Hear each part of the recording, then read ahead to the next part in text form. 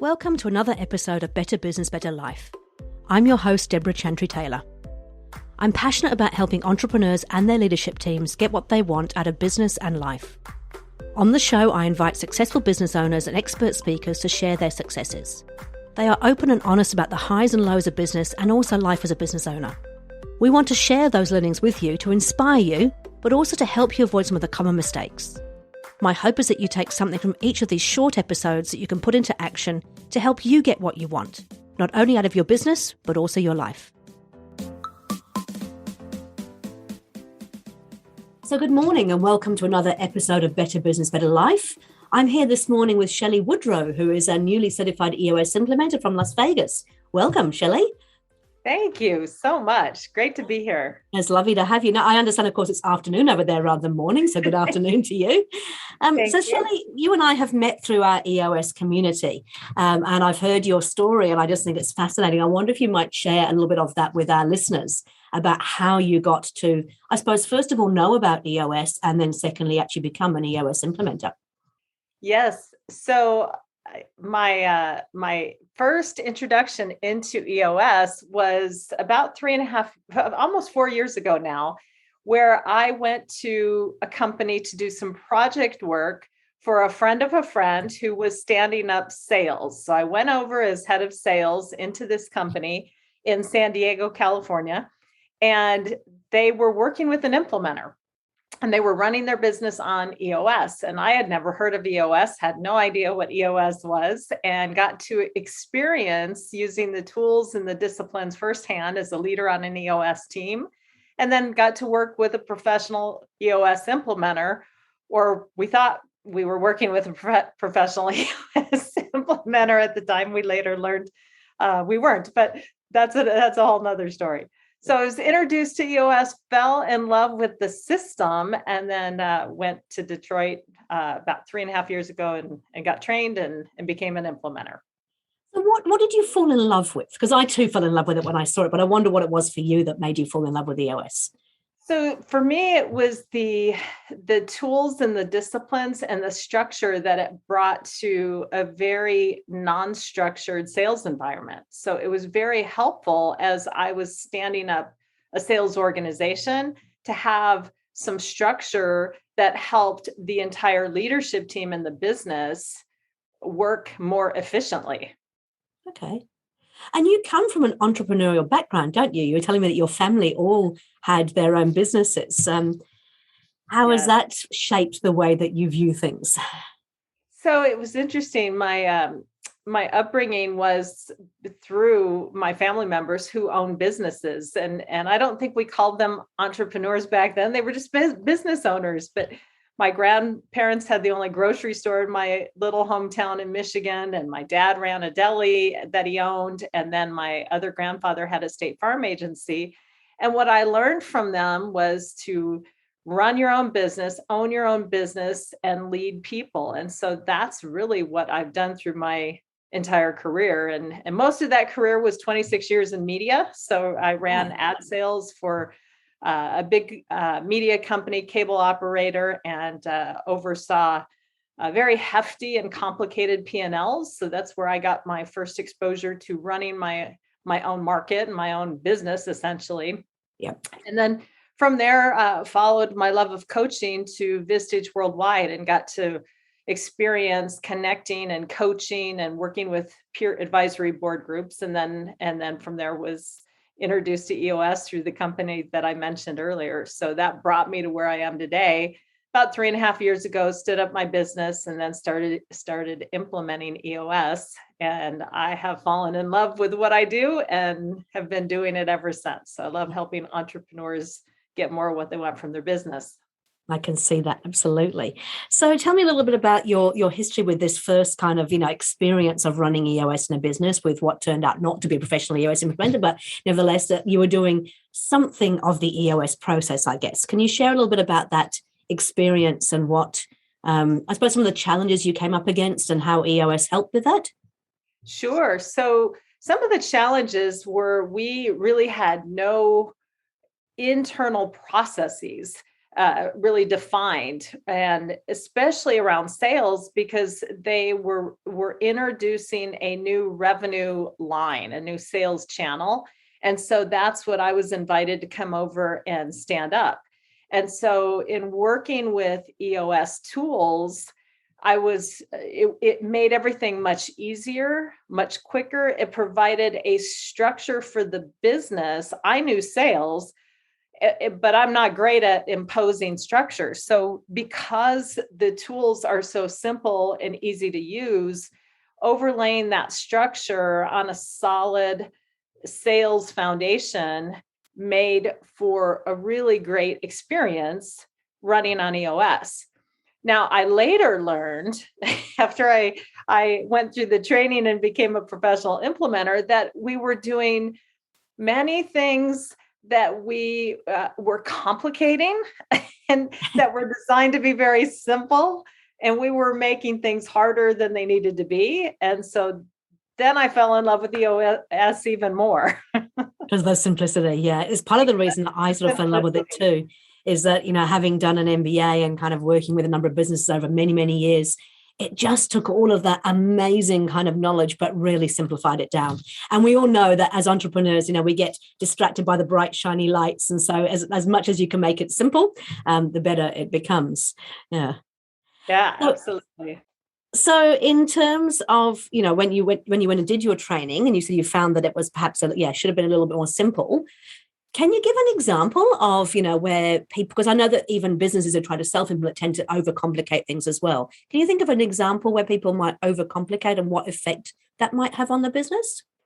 Yeah, the experience share that I dealt with was we had a scorecard, and in our EOS world, what we advise clients is 5 to 15 numbers, 5 to 15 measurables on your scorecard that you can affect, that are weekly activity-based numbers. And on our scorecard, we had approximately 40 numbers. So you can imagine doing an L10 tended to run long. That was the other thing, because our scorecard measurables were so numerous. Our L10s always ran late. And I couldn't understand why we couldn't start and end on time. We were okay getting started on time, but always ran late. And in hindsight, it was because we were spending so much time reviewing way too many numbers, not worthy really of the leadership team's attention. That makes perfect sense. Hey, what's your favorite EOS tool? Two. I have two. Yes. So the first is the L10 meeting, and that meeting agenda. I feel like it truly is the moment of truth for a leadership team, helps to bring structure, helps to have the team really learn disciplines around solving their key issues every week and moving the business forward. So that's number one. And then number two is the vision traction organizer. Just such a simple way to create a vision and a plan and alignment and agreement around that plan. So everybody's rowing in one direction. So I cannot choose between those two. I love them both. And I think those two together, I've seen the same. The level 10 meeting can just fundamentally change the way a business operates, right? A leadership team operates and how they actually deal with things. And it's really quick. Like it's almost as soon as they start implementing that agenda, things start to change almost overnight, don't they? Well, I think about when I do talks, I introduce this tool, I tend to publicly apologize to leadership teams that I've worked with in the past to say, I'm so sorry, our meetings weren't better. They were, in hindsight, more news and weather type meetings where we just shared around the table what was happening, and we never really solved problems in those meetings. And so it is such a great tool for issue solving every week, moving the business forward. Now, you've been doing this for sort of 3.5 years now, so I'm assuming you've worked with quite a number of different businesses. Is there a particular sort of case study or story that you could tell about something that significantly changed in a business once they started working with EOS and with yourself, of course? Yeah, the one that comes to mind is I have a company called Cocoa Taps that I work with, and they are in the coconut business. Yes. And you may have heard of Coco Vinny. He and his team have been featured on Shark Tank and on MSNBC's The Profit. And what's unique about them is that they're really in a business that there is no competitor right now. They take coconuts, shave coconuts into a diamond shape. They put the company brand and logo on the coconut, and they have a patent on the actual tap that you can tap right into the coconut and drink the coconut water milk right out of the fruit, right? So what they focus on are vacation destinationers, and vacation destinations are their two target markets. And so you can imagine when COVID hit, they were hit pretty hard. So their clients are the hotels on the Las Vegas Strip, the cruise ships, and vacation destinations, none of which were really operational during that time. So through EOS, they were able to pull forward the ideas that they had on their 3-year picture and really pivot during the COVID time period when they lost about 90% of their revenue. Wow. Just went on hold. And they were able to work on things that were destined to be worked on in their future, but they were able to pull them forward and work on them and stand up some equipment, a Tap-O-Matic machine that was in their future, but they pulled it forward and really created new ways to market and found new clients through this process. So they got into the grocery business and got their product out that way. So EOS really helped them be able to just shift and make changes when they were hit hard, and it enabled them really to stay in business. And that's because they had the clarity of the vision of the future. Yeah. Therefore, they could actually bring it forward, whereas a lot of businesses just go day by day, fighting fires, keeping going. Yeah, absolutely. Actually, we've even heard about them over here. So it's a very, very famous brand. That's awesome. Any others that kind of spring to mind that you've had sort of, I mean, I know that most businesses we work with get great results, but is there any that particularly stand out and you think, that was just a game changer for them? I have two right now that are in very similar situations. Their ability to pass the baton from the co-founders to two new business partners in both cases has been accelerated through this process and has really made those transitions much smoother and easier because they've been able to use the tools. Yes. So they've been able to use the tool where we can put owners that are going to morph out of the business at some point in the near future into the owner's box. And they're allowing, in both of these cases, the new partners to stand up and take on the in the business roles while they are shifting to working on the business. So I've got almost two identical situations where clients are working in that capacity, and it's really helped them gain clarity around the timing of their departure, what their role is today between now and the time that they actually do retire, mm-hmm. and what they do with their day because there's that clarity. So those are just two cases that are front and center. I've just worked with these clients recently and been in their quarterlies with them, and they're two clients, one in California, one in Nevada, that are almost in the identical situation. But these tools really are helping bring that clarity to big life transitions. Yeah. So it's nice. Yeah. I think, obviously with the EOS, we work with sort of privately owned companies. A lot of those are actually family businesses. And I think it is always a sort of a challenge, what happens when you're ready to start thinking about moving on, and how do you hand over that baton to the next person, whether it be a family member or somebody who's not in the family, but will actually take that business over. Yeah, I think so. To that. Oh. Yeah. And, one other example in with these two clients is in both cases, there was a major health issue, one on each of those teams. And we were able to use IDSing, a tool, our issue solving tool through EOS, in one case to prepare for a surgery that could potentially end in death. And IDS, what happens if I don't make it through the surgery? Yep. And we did that before the surgery. And in another case, after a major heart attack, we IDS'd what and how to bring that visionary back in the right time frame and decide what that visionary really was going to focus on that would bring less stress, more balance, and really more of the EOS life. So the tools can be used for really even dealing with health issues that affect the business. And I suppose, that's what my little elephant here is that some of those things, they're not talked about, are they? Until sometimes it's too late. And I think that's what I love about EOS is bringing all those issues to the forefront, making sure we are having those conversations and really getting to the root cause of what the issue is before trying to jump in and solve it. Yep. Yeah, absolutely. Okay, and I can see you've got your EOS Life poster in the background. Obviously, the podcast listeners won't be able to see that, but you've got that, and mine's actually sitting in front of me.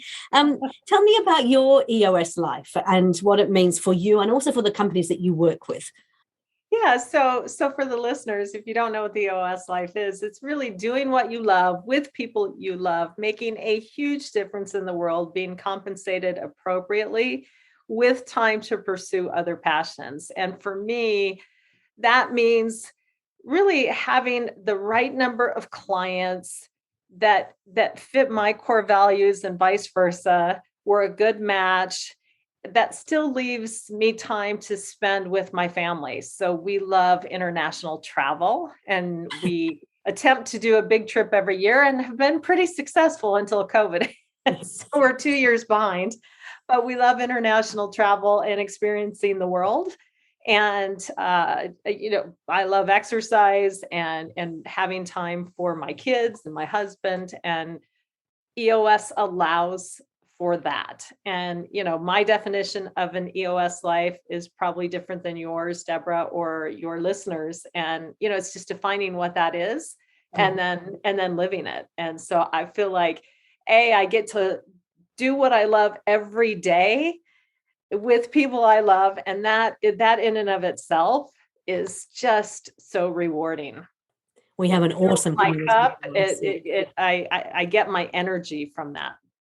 And so for business owners, they sort of see that and think, oh, well, that's great for the EOS implementer. But it's the same for business owners, right? If you're actually spending time doing what you love in your business with people that you love, and, you get to make that huge difference. And I think for a lot of business owners, just that having time to pursue other passions is the bit that tends to fall by the wayside most easily, isn't it? And we have the greatest tool that I love teaching when we're talking about the EOS Life for our clients. Our Delegate and Elevate tool is bringing this joy forward to our clients through the tool that allows them to isolate the things that they don't love to do, they're not great at, they don't like, get rid of those things as soon as they possibly can over time. It's, sometimes it can't happen immediately because there may or may not be someone to delegate to, but we find the who's.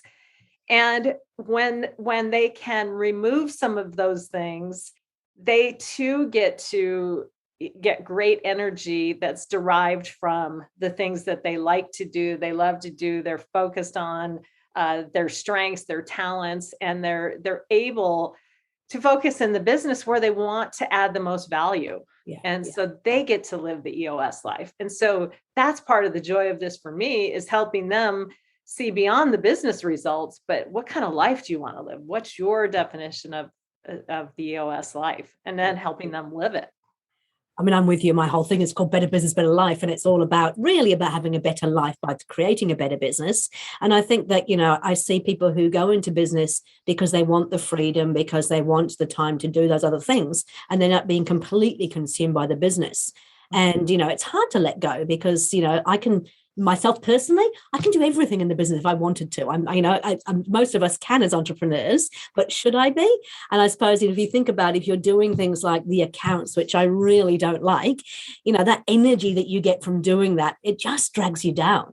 It's like house cleaning. I always give the example of house cleaning. I say, anybody who has not got a house cleaner, you're mad, because at the end of the day, for me, that's 3 or 4 hours a week that I could spend. I'm a really, really good house cleaner, but spending 3 or 4 hours cleaning makes me feel miserable versus having 3 or 4 hours where I could be out cycling or doing things that I love, photography, whatever it might be. It's just, that energy is the most important thing. And that's the same goes with business. Why are we doing things that we hate so much? Yes, we have to protect doing what we love. Yeah. Do more of it. Completely agree. Okay, so I forgot to ask you right at the beginning. You've obviously had quite an interesting life from the entrepreneurial family background into, Vistage, doing the sales and the media stuff. What would you say is your professional and personal best so far? Because we always talk about these in our EOS meetings. I think it's really interesting to learn about people. For me, the two compliments that I had throughout my career are probably my favorite. I would say are my accomplishments. And one of them is going to sound wacky, but I think number one is leaders. It's our job as leaders, whether we're business leaders or leaders in life, to help create other leaders that have the skills and abilities to develop and create other leaders. So first and foremost, that gift that I've been given is to be in those positions where I can work with leaders and help them grow and thrive and develop has been one of my proudest accomplishments. The other is how I treat people. I remember somebody saying one time, you fire somebody and they come out of your office and they give you a hug and they say thank you. And they genuinely meant it as a compliment, because it was about treating people with dignity and grace and humility and all of that. And so I was just so proud of that, because as leaders, we sometimes have to make those tough calls. And I think in business, there's the what you do and the how you do it. And so I've worked really hard to treat people with respect and dignity and grace. And even when we're making tough decisions, just to do it in the right way. So those things I'm pretty proud of. Perfect. Yeah, it is interesting. Actually, I was going through some old photos on the weekend, and back in my very, very early career, I was a general manager of a wood manufacturing firm, and we had a lot of gang members who were actually working in the factory. And as a consequence, not that all gang members like this, but a lot of them were not very good at turning up on time, or they would, turn up sort of days later than after they were supposed to. I remember having to get rid of one guy because it just wasn't working out for him or for us. And so I had the conversation with him, and we decided it was best that he actually leave. And then at the end of the week, we had a little bit of a farewell for him. And there's a photo of him, sort of me sitting on his lap. He was really actually quite grateful for me for sacking him, which seemed quite odd. But yeah, I know what you're saying. It is about the way that you do it, and making sure that you're looking after both parties, because sometimes getting rid of people is the best thing for them as well. Oh, absolutely. In most cases, it is, because they tend to not, if it comes to that point, there's usually a right people, right seat issue, and it's not good for either. So it can be win-win. That's a really good point, actually. Right people, right seat. Give me your perspective on right people, right seat, because it's one of the things we talk about a lot in EOS. Yeah. So for me, it's just aligning core values and hiring and bringing to life and living and breathing core values and using them to get right people. So people that fit the culture of our clients' organizations, of my organization, people that I want to attract into the company. And right seats, people that are great at their jobs. They have the skills, the abilities, the desire to be great at their jobs. They're high performers. And so I've always believed, way before EOS, that you have to have the right people in the right seats. A high performer who doesn't fit the culture can kill the culture.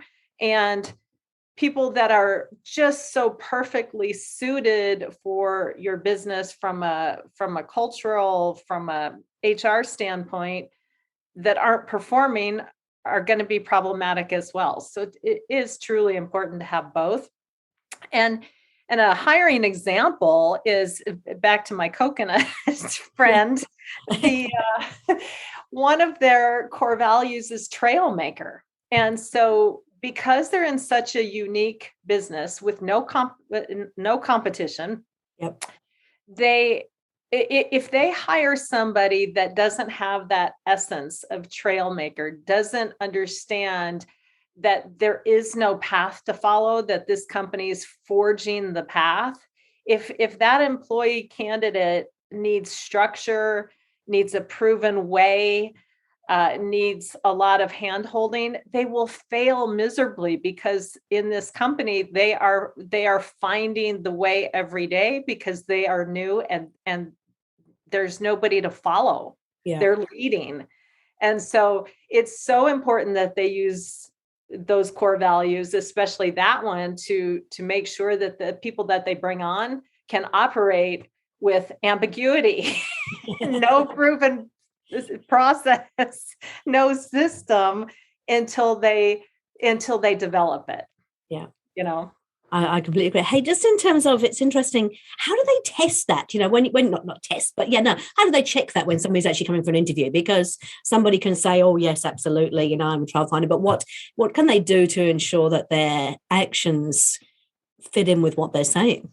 Yeah, great question. So what they do is they say, and along with the other core values, there's 4 more, but they say, you know, can you tell me about a time where you had to be a trail maker, you had to lead the way, and you didn't know the way? Yeah. And so can you describe for us, what was the situation, what action did you take, and what were the results? And so it just is a way to test when somebody says, oh yes, I can be a trail maker. Yeah. Well, can you give me an example of a way that you've done that in the past? What was the situation? What action did you take? And what were the results? And so that tends to be just a very simple way to kind of have them demonstrate that they have done that or can do that, because they've got some examples. Love it. Perfect. Hey, look, we like to give our listeners sort of 3 things they can take away in action, because EOS is all about traction and getting things going. So what would be the sort of 3 top tips that you would like to share with the listeners today? So some of them are not related to EOS, but just in business in general. Perfect. The first is that what I've found in my career and in life is a phrase that I heard from Thomas Will Haidt, who said it back in, I think, about 1973. But the phrase is, to think is to create. And so the lesson that I've learned is thoughts are things. Yep. And I want my input to be positive, and the things that I think about to be positive, so that I create the things that I want in business that I want to manifest. So to think is to create. So be careful what you think about. And we know in this process for sure, be careful what you ask for, because you will get it using this process. Number 2 is that kind of tied to that, when, I found when my intention is clear, when I know what I want, whether it's in business or in my personal life, the mechanism will show up. The mechanism will appear when I am clear. And so, just putting out there into the universe what I want, setting that intention, and then taking action and mobilizing energy towards that intention equals 100% result, because the way that I will get there may change a million times. But when I'm clear, I usually get that thing that I want. And then last but not least, I would say, if you haven't read the EOS Life book, read it, because for me and for my clients, my wish is that we all can live our best EOS life, get the things that we want from our businesses, but also get the things that we want in our personal lives. Yeah. And have that balance, however we define it. And so, I wish for all of you, live your best EOS life. Fantastic. And it's really interesting, because it's not just about business and as entrepreneurs, but anybody can read that book, even as an employee, and start to see how you can create what is important to you. Absolutely. Yeah. Hey, Shelley, it's been really lovely to talk to you. I love your passion and your energy. I can see, why I joined this community when I talk to people like you. It's fantastic that we get to work together. In terms of the people you work with, I know you're based in Las Vegas, but who do you work with? What do they look like? Where are they from? And how would they get hold of you? Yeah, so they can get a hold of me at Shelley.Woodrow at eosworldwide.com. Shelley.Woodrow at eosworldwide.com. Yep. And the type of people that I look to help are people that want help, that are running a great business. Maybe they're frustrated or struggling, but they want more than they're getting today. And they're willing to put in the work, and they want to achieve great things, and they're great humans. Selfishly, they're great humans. That's fantastic. And that's how I would describe my clientele. I feel so blessed and lucky to work every day, truly with people that I love, that I would socialize with nightly, or I will work with in business because just of who they are. And so great people, do what you love with people you love. Wonderful. Hey, look, I cannot wait until international travel opens up again, because I'm really looking forward to coming over to the US and meeting with all you guys. It's great that we get to catch up virtually once a quarter, but honestly, I'm looking forward to that hug one day soon. Oh, me too, Deborah. Thank you so much for having me. Oh, look, thank you for giving up your time. Have the wonderful rest of your afternoon, and I look forward to talking to you soon. All right. Thank you. Thanks again for joining us on Better Business, Better Life with me, your host, Deborah Chantry-Taylor. If you enjoyed what you heard, then please subscribe to this podcast and let us help you to get what you want out of business and life. Each week we release a new short episode which will give a success story and 3 takeouts to put into action immediately. These will help you take your business from good to great. The podcast is also supported by free resources, templates and useful tools, which you can find at deborahchantrytaylor.com. I am a trained entrepreneurial leadership and business coach, a professional EOS implementer, and an established business owner myself. I work with established businesses to help them get what they want. Feel free to contact me if you'd like to have a chat about how I might be able to help you, or if you'd like to join me as a guest on this podcast. Thanks again to NZ Audio Editors for producing this podcast. See you on the next episode.